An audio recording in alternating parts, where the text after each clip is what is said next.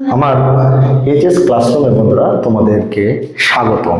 আমি আব্দুল হালিম স্যার। আমি তোমাদের দশম শ্রেণীর ত্রিকোণমিতিক অনুপাত এবং ত্রিকোণমিতিক অবয়বাবলী চ্যাপ্টারে আমরা থিওরি অর্থাৎ যে সূত্রাবলী ছিল সেই সূত্রাবলী নিয়ে আলোচনা করছিলাম। তো দেখো বন্ধুরা, আমরা আলোচনা করেছিলাম যে এবিসি যদি একটি সমকোণী ত্রিভুজ হয়, এ বি সি যদি একটি সমকোণী ত্রিভুজ হয়, তাহলে লক্ষ্য করো বন্ধুরা, এর বি কোণটি যদি সমকোণ হয় তাহলে এটি বলেছিলাম অতিভুজ। এটি বলেছিলাম অতিভুজ এবং এই কোণটিকে বলেছিলাম থিটা। আর আমার তাহলে এই থিটা কোণের সাপেক্ষে এই বাহুটি হচ্ছে লম্ব এবং এই বাহুটি হচ্ছে ভূমি। তাহলে দেখো বন্ধুরা যে আমরা পেয়েছিলাম number 1 sine theta. Sine theta এটা ইকাল টু লম্ব বাই অতিভুজ, অর্থাৎ এই বাহুটি বাই এই বাহুটি, লম্ব বাই অতিভুজ। দ্বিতীয় নম্বরে cos থিটা ইকাল টু ভূমি বাই অতিভুজ বন্ধুরা, ভূমি বাই অতিভুজ। 3 নম্বরে tan থিটা ইকাল টু লম্ব বাই ভূমি, ঠিক আছে। 4 নম্বরে cot থিটা ইকাল টু বন্ধুরা ভূমি বাই লম্ব। 5 নম্বরে sec থিটাই লিখি বন্ধুরা, sec থিটা মানে cos থিটার উল্টো অর্থাৎ অতিভুজ বাই ভূমি। এবং 6 নম্বরে cosec থিটা ইকাল টু বন্ধুরা অতিভুজ বাই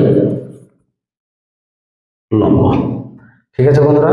তাহলে দেখো বন্ধুরা যে আমরা পেয়ে গেলাম সাইন থিটা ইকাল টু লম্ব বাই অতিভুজ, cos থিটা ইকাল টু ভূমি বাই অতিভুজ, tan থিটা ইকাল টু লম্ব বাই ভূমি এবং cot থিটা ইকাল টু ভূমি বাই লম্ব, sec থিটা ইকাল টু অতিভুজ বাই ভূমি, cosec থিটা ইকাল টু অতিভুজ বাই লম্ব।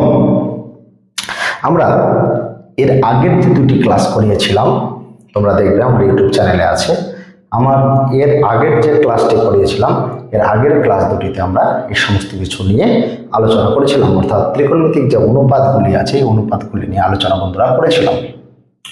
আমরা আজকে দেখব এই ত্রিকোণমিতিক অনুপাতগুলির মধ্যে সম্পর্ক কাদের মধ্যে সম্পর্ক বন্ধুরা, না তো এই ত্রিকোণমিতিক অনুপাতগুলির মধ্যে সম্পর্ক। এই যে ত্রিকোণমিতিক অনুপাতগুলি রয়েছে অর্থাৎ sine theta, cos theta, tan theta, cot theta, sec theta এবং কোসেক থিটা, এই যে 6টি ত্রিকোণমিতিক অনুপাত রয়েছে বন্ধুরা, এই ত্রিকোণমিতিক অনুপাতগুলির মধ্যে সম্পর্ক দেখব। তাহলে বন্ধুরা আমরা দেখি, চলো যে কেস 1 বলে লিখছি বন্ধুরা। দেখো যে সাইন থিটা ইকাল টু বন্ধুরা, সাইন থিটা ইকাল টু লম্ব বাই অতিভুজ, সাইন থিটা ইকাল টু লম্ব বাই অতিভুজ, ঠিক আছে বন্ধুরা। এই সাইন থিটা ইকাল টু লম্ব বাই অতিভুজ, এটাকে লম্ব বাই অতিভুজ কিভাবে লেখা যায় বন্ধুরা? দেখো তো, এই যে অতিভুজ নিচে ছিল, নিচে থাকলো এবং 1 বাই যেহেতু লিখছি অতিভুজ বাই বন্ধুরা লম্ব। তাহলে দেখো তো বন্ধুরা, অতিভুজ বাই লম্ব, এটি তোমরা এখানে দেখো 6 নম্বরে আছে অতিভুজ বাই লম্ব। তার মানে অতিভুজ বাই লম্বের মান হচ্ছে কোসেক থিটা। অতিভুজ বাই লম্বের মান কি হচ্ছে বন্ধুরা? Cosec theta.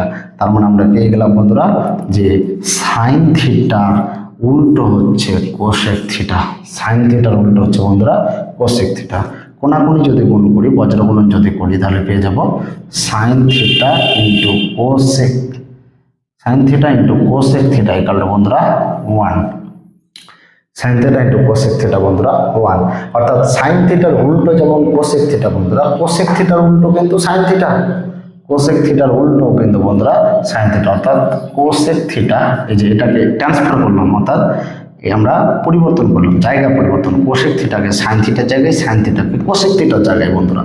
তাহলে দেখো cosec theta equal to 1 by বন্ধুরা সাইন থিটা, অর্থাৎ সাইন থিটার উল্টো হচ্ছে কোসেক থিটা, সাইন থিটার উল্টো হচ্ছে কোসেক থিটা এবং কোসেক থিটার উল্টো কিন্তু বন্ধুরা সাইন থিটা। অলওয়েজ এটা মাথায় রাখতে হবে। ধন্যবাদ।